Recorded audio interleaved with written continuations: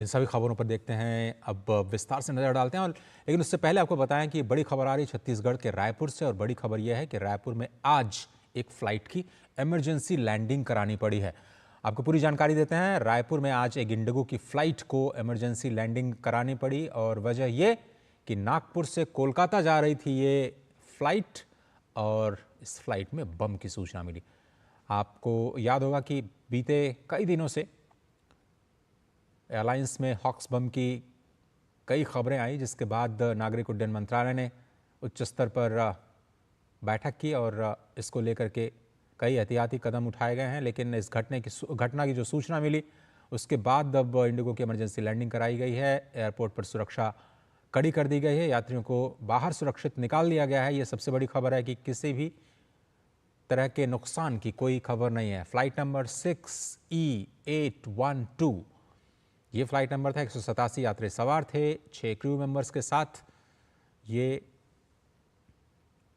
इस उड़ान को बाधा का सामना करना पड़ा और विमान की फिलहाल जांच की जा रही है, क्योंकि ये एक प्रोसीजरल प्रोसेस है कि जब भी इस तरह की कोई खबर मिलती है विमान के हर हिस्से की जांच की जाती है और एहतियातन सभी हवाई यात्रियों को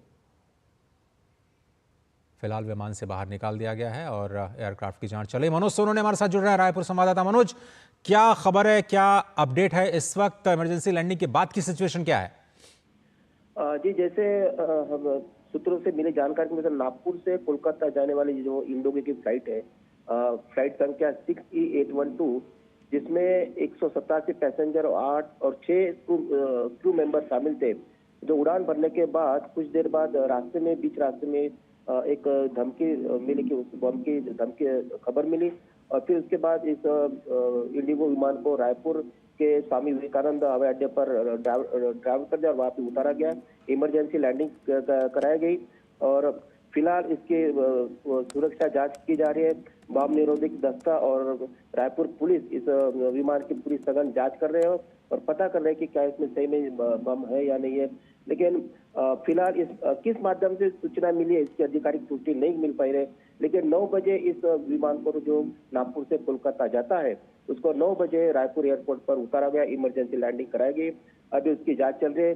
सभी इसके जो पैसेंजर वो सुरक्षित है, किसी तरह से कोई हताहत या किस तरह की सूचना नहीं मिले। लेकिन ये कहा जा रहा है कि विमान उड़ने के बाद कुछ देर बाद इसमें धमकी के बॉम्ब होने की खबर मिली थी।